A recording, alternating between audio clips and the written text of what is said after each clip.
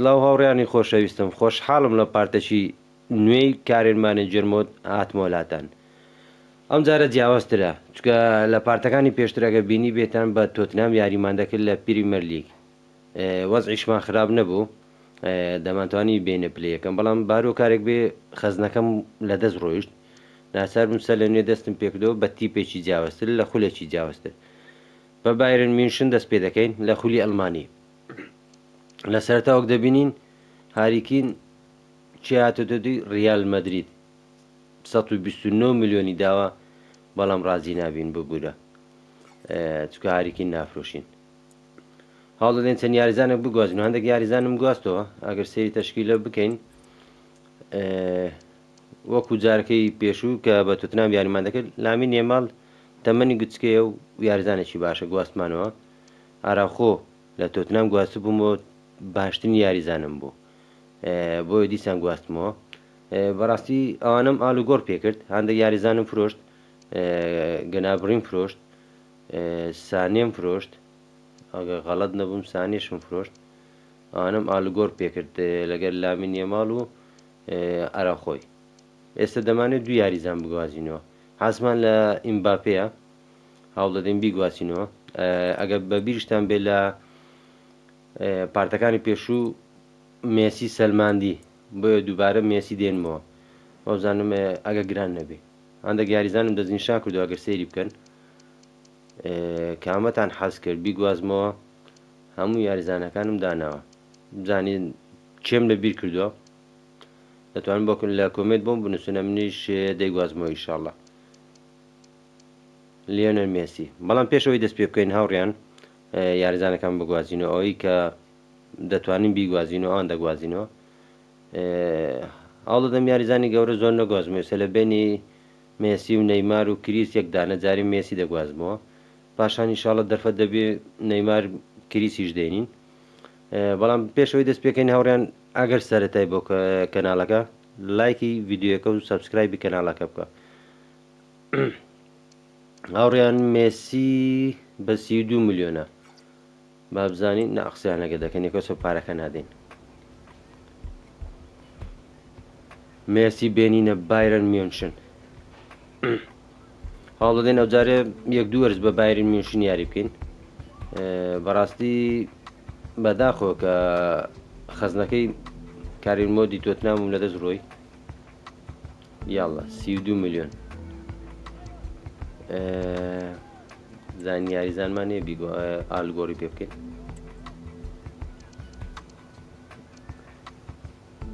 پابلۆڤیچ گچکەیە نایفرۆشی. گۆرسکە 29 ساڵە، دەتوانین گۆرسکە بفرۆشین چکە جێ گۆرسکە مانگە لە زۆر یەکەس ئالگۆڕی پێ دەکەین. بزانین ڕازی دەبێ. یەکەسە ڕازی بوو. مێسی بۆ بایرن میونشن. یاڵڵا مێسی. با بزانین هەمان ئاست کە لە تۆتنام بۆ ئێمە پێشکەش دەکرد بۆ گۆڵە جوانانە دووبارە دەبێتەوە یاخودنا. بە خێراتنی لیۆنەل مێسی ئافسانەی تۆپی پێ.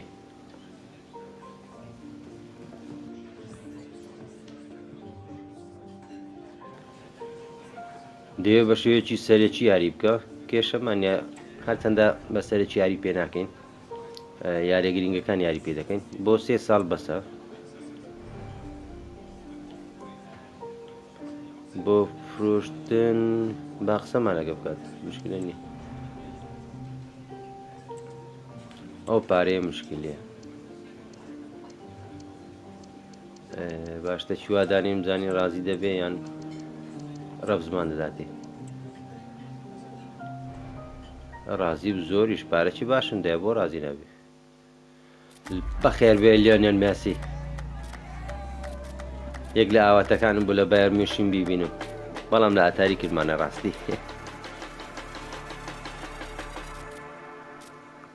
یاڵە لیۆنێل.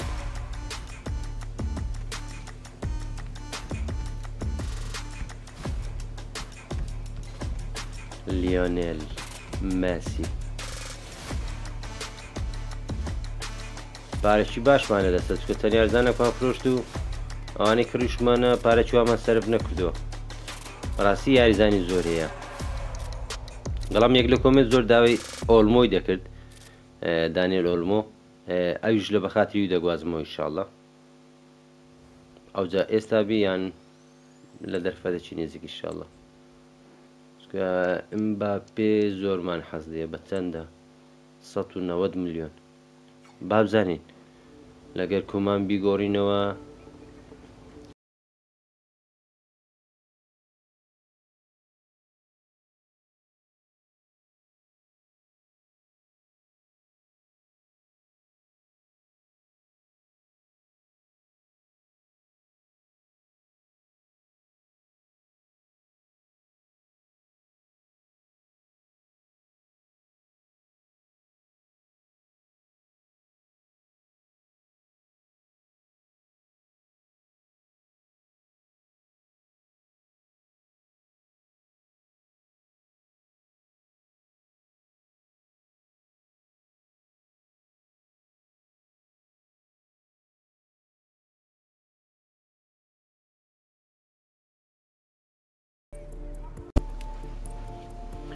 وەڵاهی 300 ملیۆن گەلە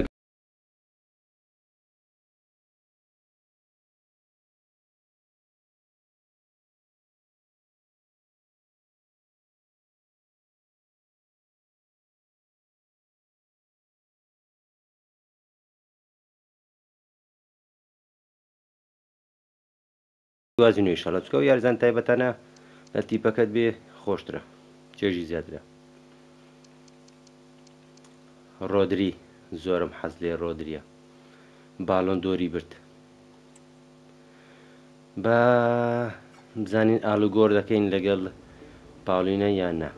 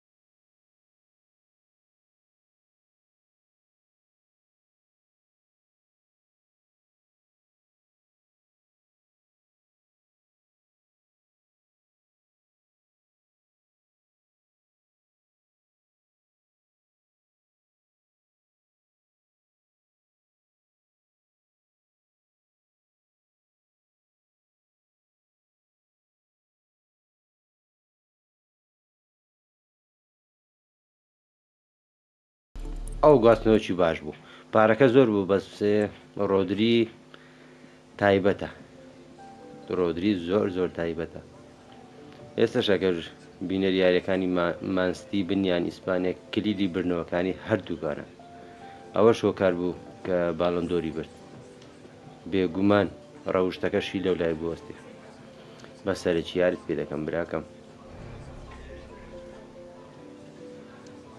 4 ساڵ بەسە نانە بەس پارەکەی لۆ خۆی دیاری کرد بە زۆ گرنگ بوو 100 وەرگە ئەوە لۆ 160 زەن ڕازی دەبێ یان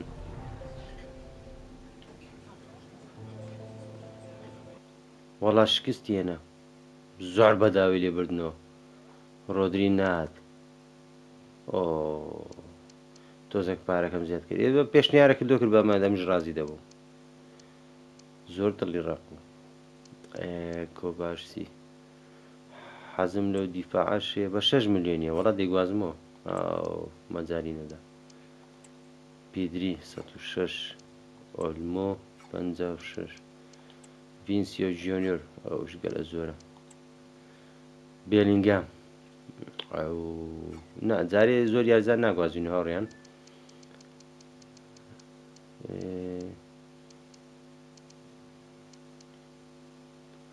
ئەوشم حەز لێ 22 ملیۆنە بابی گوازینەوە یاڵە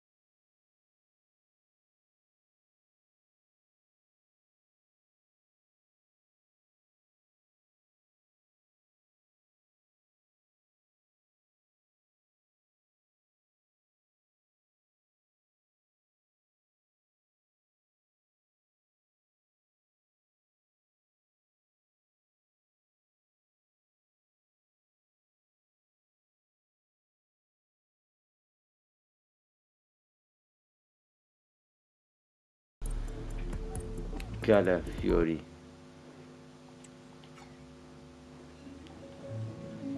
بامی ڕەت دەین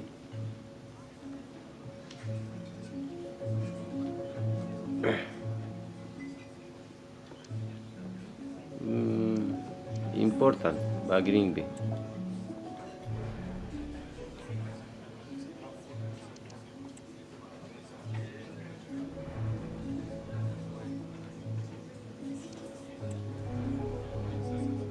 پارەکەی دیاری کە زۆر خۆشترە ئەمن ڕازی دەبم کێشەم نیە یاڵە پیرۆزە پیرۆزە پیرۆزە یاریزانی نوێ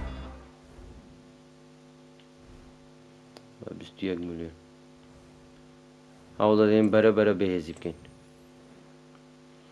جارێک کەس ناگوازینەوە هاوڕێیان تەشکیلەشمان خراپ نییە بزانین لامین یەماڵکی میچ مێسی وەڵای مێسی لێرە یاری پێ دەکەین یاری یەکەمە تاقی دەکەینەوە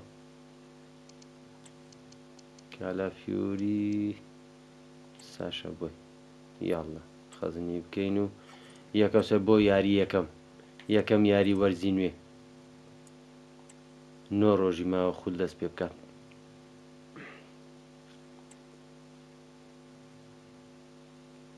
یاڵە 5 ڕۆژ 4 3 2 1 خۆلی ئەڵمانی دەستی پێکرد بایرن میونشن کۆنفرانس وەشتانە نا یەکەسە بۆ ناو یاری تەشکیلەشمان تەواوە ڕاستەخۆ یاڵە یەکەم یاری بسمیلە هەوڵ دەدەین خول بەبێ دۆران ببین بزانین دەتوانین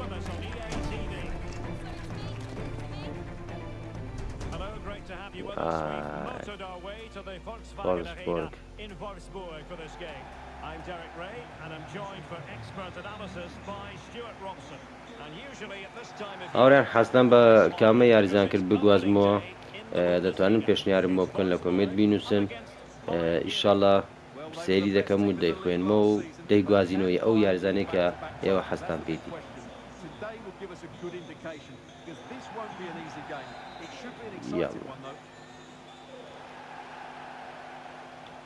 جەمال مۆسیالە هەرتی پەشکەم هەڵبژار بە جەمالم دەگواستەوە جەمال بەڕاستی هەندێک یاریزانی لاو پێگەیشتون کە زۆر تایبەتن زۆر لامینە ماڵە خاستان باشۆنە چەند یاریزانێکی هەیە منداڵم بەس بزانم ئەوە تەواوە ئەمە یاری دەکەم هەست دەکەم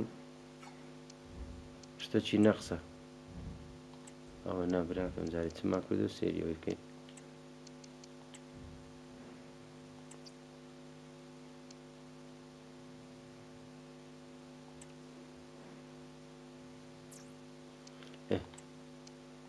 هەمان شێوازی دەستکی پلەی دوو ئەگە بە بیرتان بێت منارە حەز دەکەم بۆ شێوە یاری بکەم یاڵە بزانین چێ یەکەم گۆڵی ئەم وەرزە تۆمار دەکات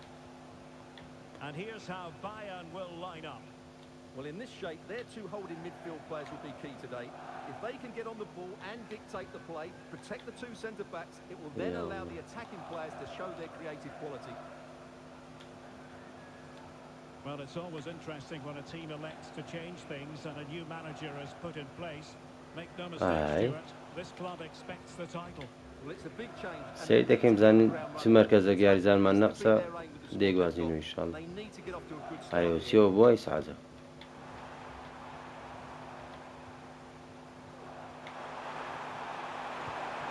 واو ئەرێ جەماعەت گۆڵچین بگۆڕم یان مالیۆن نوێر ئەو ماوێن ڕەخنەی گەلە زۆری لێ دەگیرێ چکە بەڕاستی لای من باشترین گۆڵچی مێژوە بەس ئەویش بە تەمەندا چووە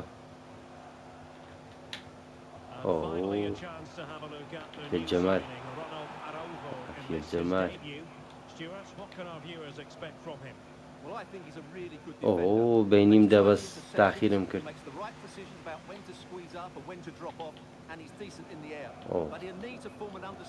یاریێکی سارد و سەر زۆر سارد و سەرە ئەو غەڵەتەی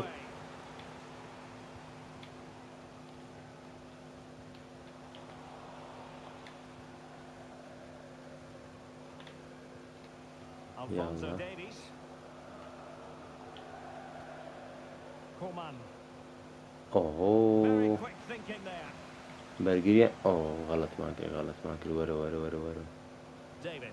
بەرگریان زۆر بەهێزە Lovro Maia. سعادە مراوغە ناکرێن And defensive play to be applauded. یاڵە کاکە گۆل یەکەم زۆر تاخیر بوو Coman. And played the pass well.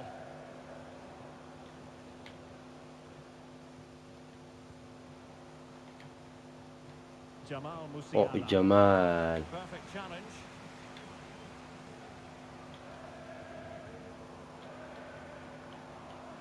He has teammates around him. يلا جەمال گۆل الله لە جەمال الله لە جەمال دەستی بە گۆلە جوانەکانی کردەوە بەڵام لەو جوانتر پاساتەکەی هاری کەین بوو ریال 129 میلیۆنی دایە بەڵام ئێمە نەمان فرۆشت الله دەرنایە زەحمەتە و تۆپانە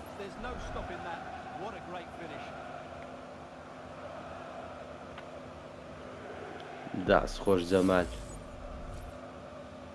یاڵە سەرەتای وەرزە و بە گوڕوتینەوە دەمانوێت هەموو یاریەکان ببینەوە هیچ یاریێک نەدۆڕین یاری بەهێزمان لە پێشە دۆرتمۆنە با لیڤەرکۆزنە بزانین دەتوانین بەبێ دۆڕاندن یاڵ چکە بەڕاستی وەکو خولی ئینگلیزی بەهێز نییە هاتوو بتەوێنە توێ خولی ئینگلیزی هەم تیپەکان بەهێزن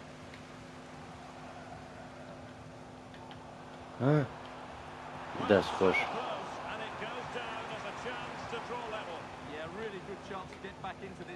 کە بایریشم هەڵ بژار بەڕاستی هاوڕێیان یەکەم خۆم حەز بە سیرکردنی یاری بایر دەکەم دووش لە ئەبتاڵە تۆتنام لە ئەبتاڵ نەبوو ئەمە دەمانێت ئەبتاڵی ببینین یاریە بێزانە یاڵە جەمال الله لە جەمال مێسی بزرە سێم وەکو ئەو کاتە نەبێت کە لە تۆتنام یاریمان پێ دەکرد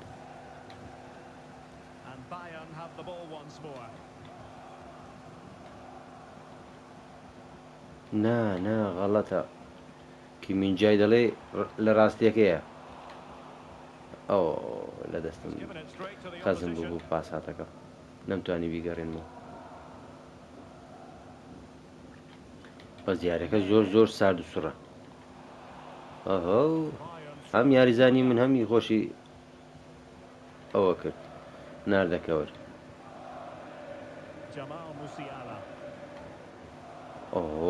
نا بەرگریان خراپ نینە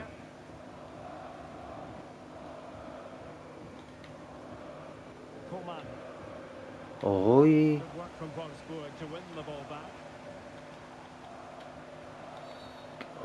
فاول بەدەخوایە لۆ یاریزانەکەم نەگەڕایەوە تۆپەکەم قەتع کرد دەستبەرداری تۆپەکە بوو تومەس فاول بوو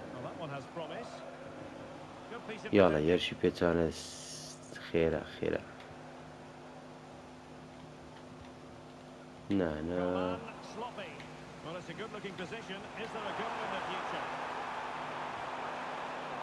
ئەپیەکیمیچ ئەو یاریات ئێستا گۆڵی بەرامبەر نامان لە نیوێر چێ بوو گوتی مانیەل بفرۆشین نایفرۆشین کاکە نایفرۆشین هەر تایبەتە نا مەبەستە ماریکیم دەست خۆش جێم یەکەم یاریەکی سارد و سڕ بەڵام گۆڵێک لە پێشین گرنگ ئەوەیە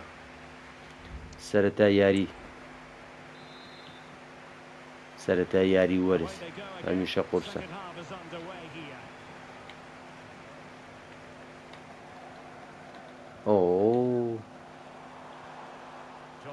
دەست خۆش کیمینجە ئەو یاریە چێ خۆی بسەلمێنێ نایفرۆشم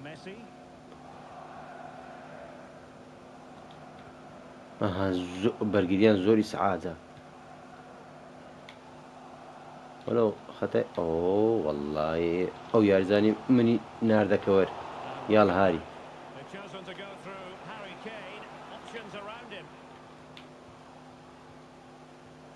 وڵای کاکە داما هاری بەزە و تۆپەلو ئاوڕۆی نازم.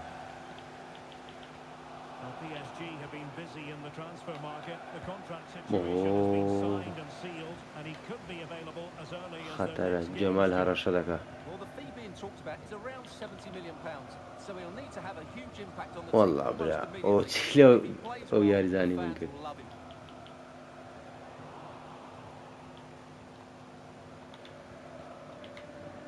Kane. دەست خۆش کەین دەست خۆش. ناوەڵە نەیهێشت. And they deal with the threat this time. بەرگریان زۆر ڕقن ڕق. Live game from the Bundesliga for you to look forward to here on EA TV. It's Wolfsburg against Holstein Kiel. جوان بوو بەڵام نەگەیشتە یاریزانەکە. یاڵڵا A really good pass. ئاراخۆ. Wolfsburg sloppy in possession here.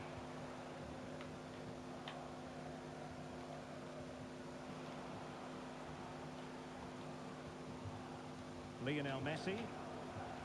یاڵە مێسی بزری مێسی. Mourinho with it. Kane. Very quick thinking there. هاری کەین تۆپی زۆر لە دەستدەدا. Since they have the ball. نانە کاکە بە ئینزارەکەی وەرنەگری. دەست خۆش. پاڵینە وەڵایی Well, this is the پەشیمەم و ڕۆدری ناینم. پاڵینە تۆ قەتعی زۆر باشە. here on EA TV. It's Bayern and they'll be taking on باش ئینزارەکەمان وەرنەگرت. Plenty of quality in those two sides. Certainly one to enjoy.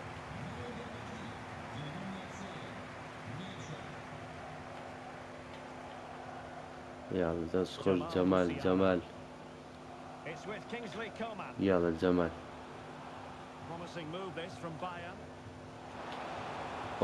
لێ نەگەڕا شوتەکەی بکەین.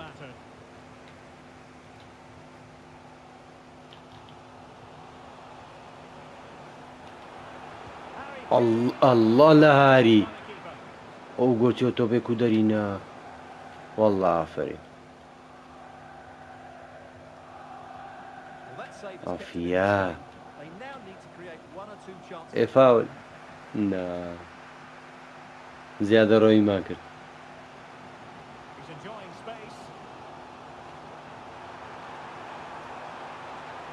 تۆ چێ کاکە نایەمەمە یەک دەمە چاوەڕێ دەکەم. ئەفیە کیمیچ ئەو فاولی تیپی بەرامبەر خەتەرە خەتەرە.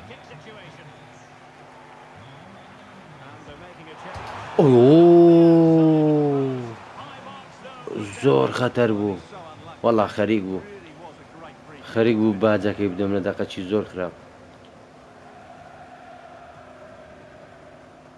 Araujo. Messi. Jamal Musiala. Well, when you're leading, you can afford to be pass happy. Coman. یاڵە یاڵە Messi. یاڵە مێسی لە ئەڵڵا لە گۆلچی ئەو گۆلچی ستەکە ئێ ناچێتە گۆل کاکە زەحمەتە زۆر. دیفاع گۆچیان زۆر باشە هەتا ئەو دەقێ زۆر باشە. Corner it is. بەڵام گۆلی هاری ئەڵڵا ئەوە چ بووە Making the لە keeper. پێش هاری بلو شوتی نەکرد. Mele. ببورن تیپی بەرامبەر یەک دوو تەبدیلات دەکەین. لامین ئۆلیسی چیت کەمان هەیە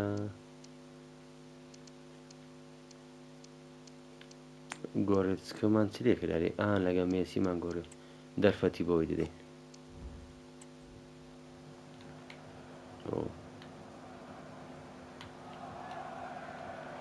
Good weight on that pass. Well, on the attack, hunting for Yeah. an equaliser here. دەست خۆش Really good challenge.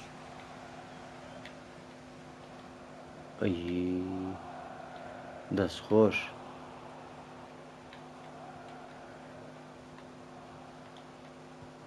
وەڵڵا جوانە هاری گۆل هاری والله هاري خۆی و گۆلفرێ داتە دەرێ گوناحی من چییە؟ یاڵڵا یاڵڵا وەلەو کاتەکەی زۆر تاخیر بوو بەس کێشە نییە یاری داهاتوو دەرفەتی زیاتریان پێ دەدەین.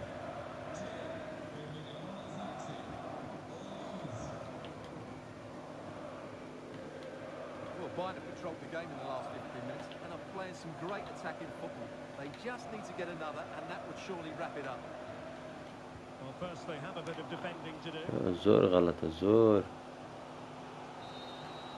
And there it is. دەستخۆش یاریەکەمان بردەوە یارێکی زۆر خراپمان کرد بەس کێشە نییە گرنگ سێ خاڵەکەی لە سەرەتای وەرز. Should be happy with that. It was a good دەستان خۆش هاوڕێیان. ئەستش بۆ یاری دووەم پاشان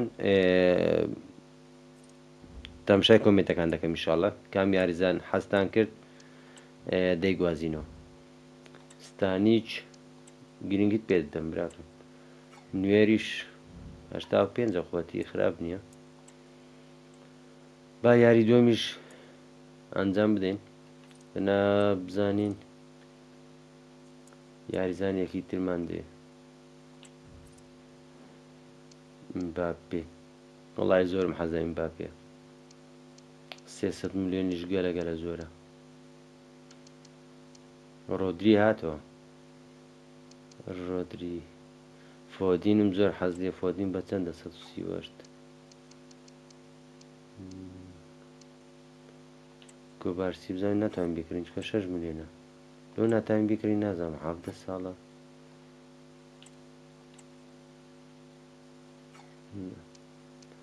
بە کاتی کەسم نایە ئارتێگولەر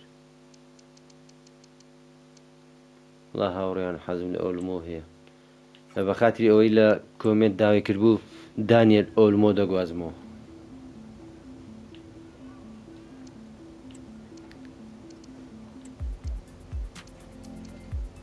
لەگەل لای مەردەی گۆڕمەوە 20 ملیۆنیشی دەدێنێ با یەکەو سەر ڕازی بێ 49 ملیۆن ئاخر لۆ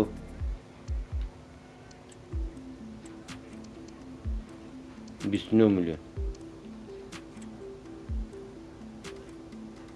39 ملیۆن 30 ملیۆن دەدەین دەی 32 ملیۆن یەکەو سەر ڕازی بە زۆر باشە دانیە ئۆلمۆ گرێ پەستێکی نوێ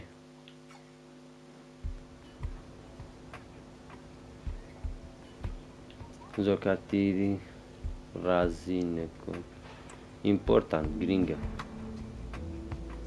ئەو زۆریش دڵی خۆش بوو 4 ساڵ کێشەمان نییە نە هەریانەیەک ویستی با بێخسە لەگە ئێمە بکە ڕازینە پیرۆزە لە بایرن دانی ئۆلمۆ یارزانی نوێیەکەی بەشۆنە نەمانێش زۆر یای لەگە بەشۆنە بکە گواستمانەوە پێویست ناکە یەکەو سەر بە بچین بۆ یاری داهاتوو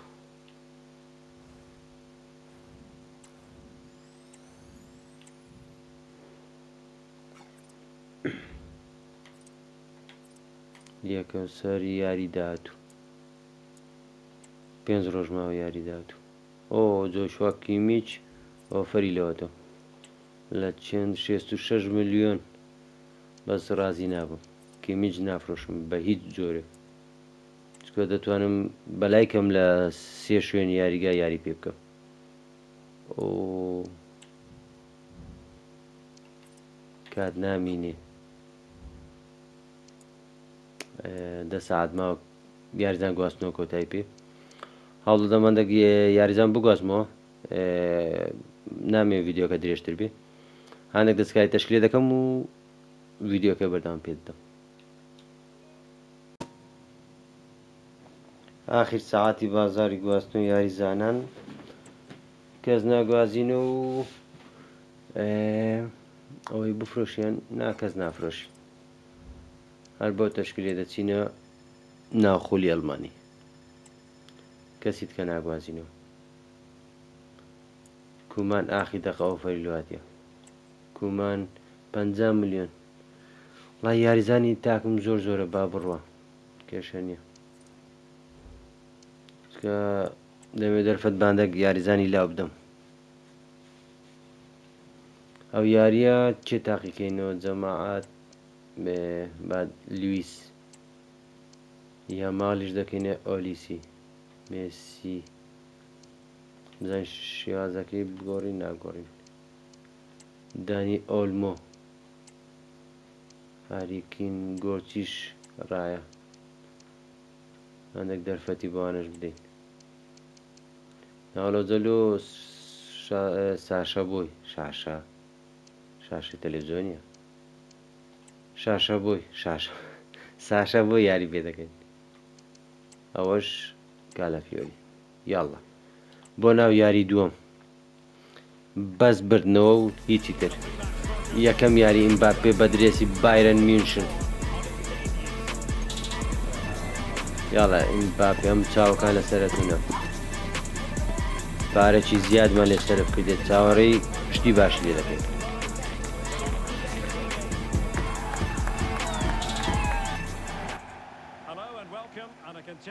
ئۆ یاریگا سوورسپی سوورسپی درێسی بایرن میونشن ڕەنگی ئاڵاکان یاریگا هەمووی سوورسپیە ئەو پاڵینە کاپینیشە بەبێ پرسی من فلی بلام ئەڵڵا یەک لە ئەفسانەکانی بایرن میونشن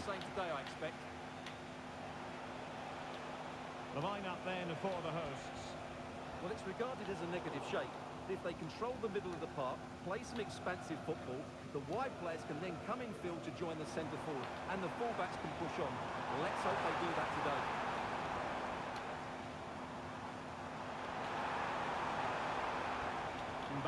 ئەو ئیمباپێ نا ئیمباپێ زۆر دوورە زۆر ئەو تۆپانە تۆزێک زەحمەتن بچنە گۆڵ بەس وەڵڵاهی پاڵینە قەت عشتی زۆر باشە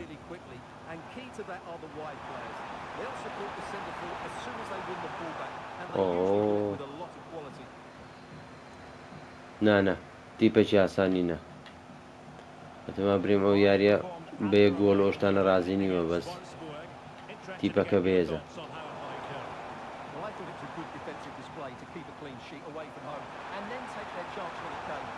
یا جەمال چی کرد یاڵ جەمال سەری هەرگەیاندێ بەس زۆر لاواز بوو چاوەڕێ بکەینەوە تۆپانە بچنە گۆڵ بە حەیات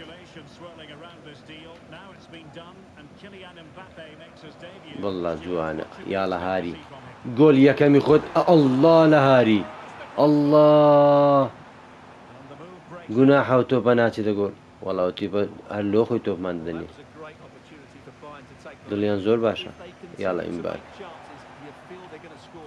یاڵە هاری وەڵڵا گۆڵچیان ئاگرە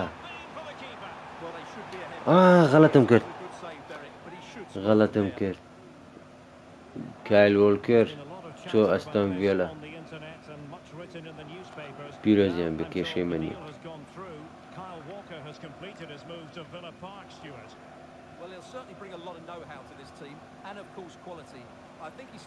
هاری دەبا گۆڵەی بکە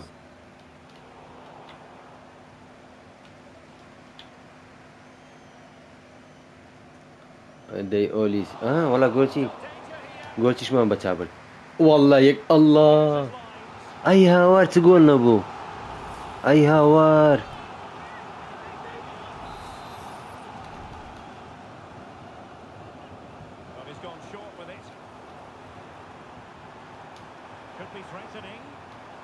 یاڵڵا والله مشکلە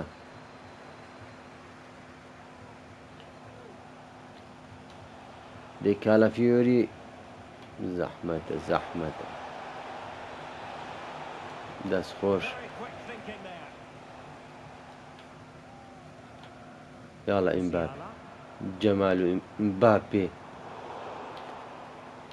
پاساتەکە باش نەبوو والله گەوفساید نەدەبوو یاڵە کاکە تاخیرین گۆڵ یەکەم زۆر تاخیرە والله جمال أمو قلبي عركي قلنا Well read to win possession back. بس بالينا براستي توبي باش خطر دكا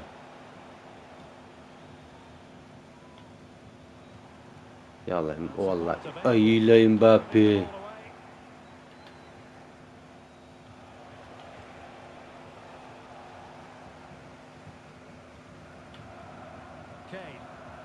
سايدنيا أوه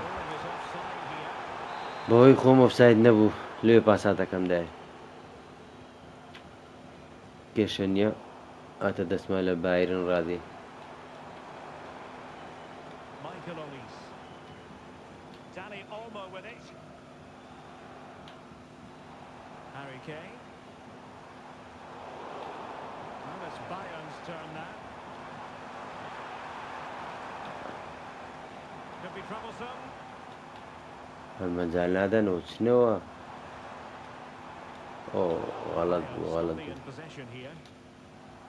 والله أوه إمبابي لا يمن بردك Have enjoyed so much possession, but Mbappe unless they topa find some dace. inspiration from somewhere, I'm not sure where the winner will come from. They certainly حق need الله to يكون إنه open يلقى بكين أوتو بيدايتشي Well, first things first, they need the ball again.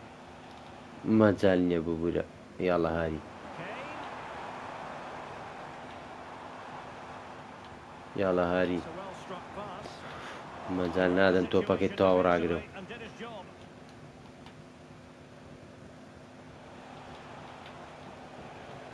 والله بالينا باشتين ياري دكا Michael Olise. نا Slips it through. زو باساتا كم دا Nelson's defensive clearance. والله إنهم دايتي دس خوش توبا كان فريدا ودري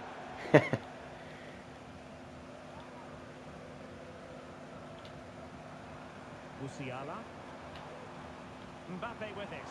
أوه دزانم لتس غلطم كردي أوريان ئێستا چاچی دەکەمەوە لێرە لە تەشکیلەی غەڵەتم کردیە ئەگە بە بیرتان بێت تۆزە نانە ئۆتە ئەو کردیدمانە پلەی میکەر ئیمپاپێ نابێوابی ئەو پلەی میکەرە تاوە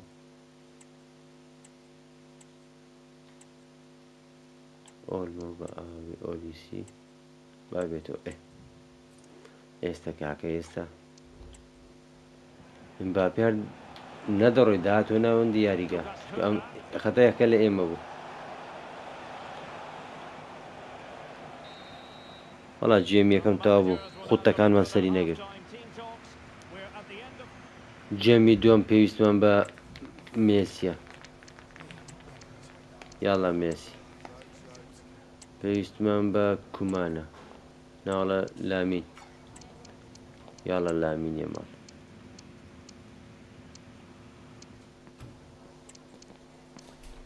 کیمیچ ناوەندی یاریگا Well, underway once more, and it's going to be fascinating to see what developments occur in the second half. زارێت چنە بۆ هەدێکی دەکات Good run, very much بەس in بەڕاستی control of نازەم the situation. زۆر قوڕت بوو یان ئەم زۆر خراپ بوومە چکە لەی تۆتنامەکە زۆر خۆشتر بوو Messi. And the ball with Alphonso Davies. ئۆ کارتی سوور Well, it's کارتی a سوور promising attack in its tracks, and you wouldn't Yalla, be karti surprised sür. if there's a card coming out here. نا کارتی زرد ئەو زەمان بەس ئەگە بیکوژی کارتی سوورە Kane. ئۆ Using all his defensive acumen to cut it out. خەتەر بوو خەتەر بوو ئەوستەکەەوە Live action coming up Bak, here Ozan'ı on EA TV hazım diye from gole one of the çıktı. best leagues in Europe, the Bundesliga. It's Bu Bayern. difayen zor müşkile ne? Kiel. Her liyededen. Tamam bas yani beraber bin. Yemiş ناویارگەی خۆمانە حەزمان بۆ ئەنجامانە نییە هەدیە هەدیە دەست خۆش یاڵا دەست خۆشین باپێ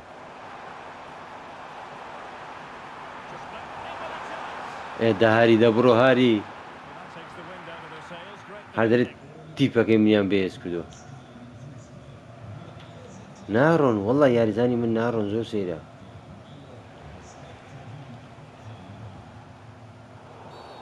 بەدەستم کەوت Awarded then by the referee.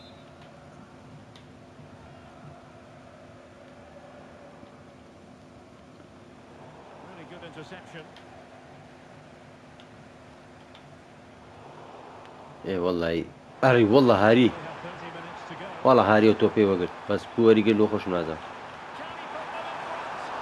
ئەڵڵا لە هاری ئێ تۆپانە تاوا دەسوڕێنم نازانم لۆ دەکەتە دەرێ Well, he just lacked composure there, didn't he? They should be ahead now. ئێ وەڵڵا تەواوە گوناحە ئەو یاریە بدۆڕێم هاری ئێمێ بە دۆڕانداوە شازادە هاری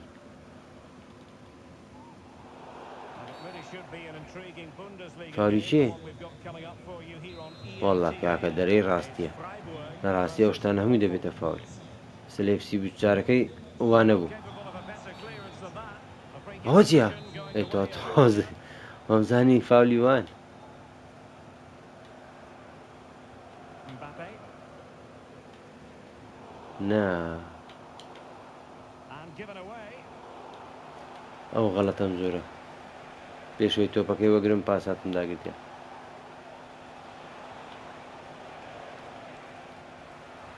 یاڵا.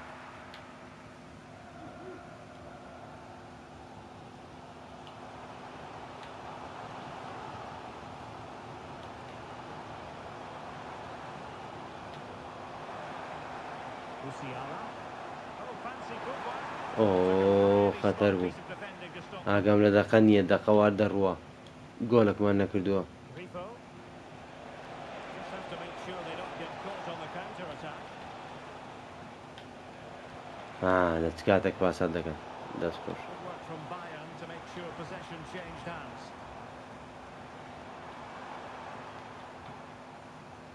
Harry Kane. ئەدەی هاری Teammates available. Well, they're sitting ever deeper. یاڵە ئەڵڵا لە جەمال The shot. Well, they are committed to making the substitution here. وەزام شێواز یاریمان دەیگۆڕین This has to get better because as those stats confirm, تا ئێستا ئاستی تیپەکەمان زۆر خراپە hasn't been good enough. It's all been a little bit too cautious. هەر زۆر زۆر خراپی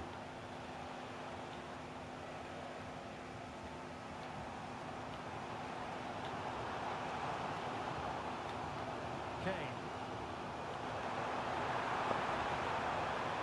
The crowd encouraging him to take it on.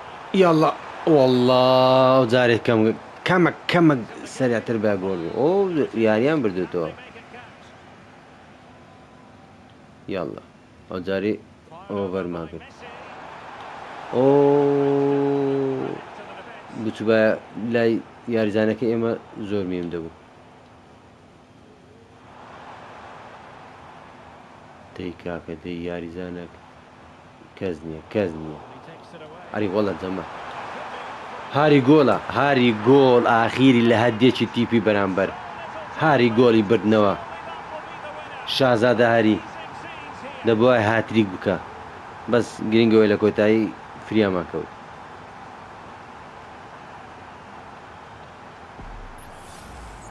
ببوورە گۆڵی خەتە ئەڵڵا لە جەمال And reward to their pressure. جەمال They really جەمال هۆکاری ئەوی بوو تۆپەکە بۆ هاری بڕوە دەست خۆش جەمال بەس ئاستی تیپەکەمان زۆر زۆر خراپە ئەو یاریانە دەبووە لە گۆلێک زیاتر A بکەن big moment in the dying embers. دەیشاڵە بەرەبەرە دەستمالی ڕادێتەوە بزانین Gregoritsch. شێوازی بایر چۆن یاری بکەین باشترە And it's with Eggestein. 5 minutes remaining, and one thing is certain, no one is leaving because it's still close.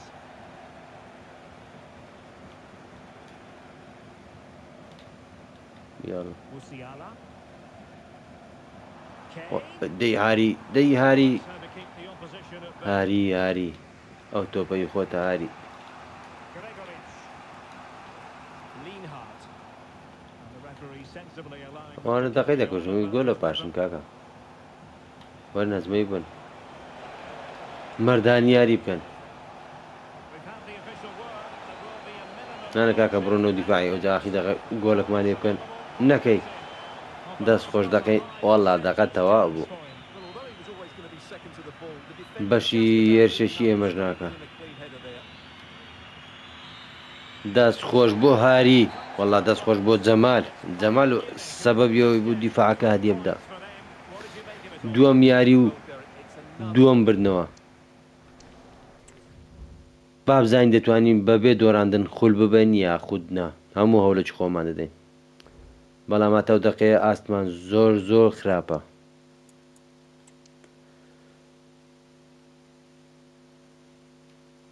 هاوڕێیان بە ڤیدیۆکە لەوە درێژتر نەبێتەوە ئیشاڵە لە پارتی داهاتوو دێمۆلاتەن وەکو پێم گوتن سەبسکرایبی کەناڵەکە زۆر زۆر گرینگە شەریکەم بۆ هاوڕێکانتان بۆی زۆرترین کەس بیبینێ تا پارتێکی تر خواتان لەگەڵ